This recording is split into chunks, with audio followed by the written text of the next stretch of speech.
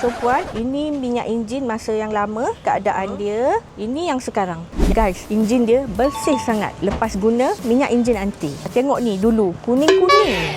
Sekarang korang tengok sendirilah. Kalau korang tengok dekat sekeliling dia tu, dah tak ada warna kuning dah. Dah warna silver balik dah. Jom kita tanya owner dia. Last anti servis kereta dia masa bulan Disember tahun lepas. Okay, lepas servis kereta hari tu sampai hari ni, macam mana prestasi kereta puan? Setakat ni untuk dari segi prestasi saya rasa tak ada masalah lah. Dari segi pemanduan macam mana? Dari segi pemanduan tu rasa stabil dan lebih confident lah. Okay, so lepas setahun lebih puan guna kereta ni? Seronok, saya suka. Saya rasa akan kekal lah untuk menggunakannya. Sebab rasa memang mantap lah. So nanti lepas ni next service atau nak kena tukar part, puan tak payahlah susah-susah datang tempat anti. Anti boleh pergi ke tempat kerja puan atau dekat rumah puan lah.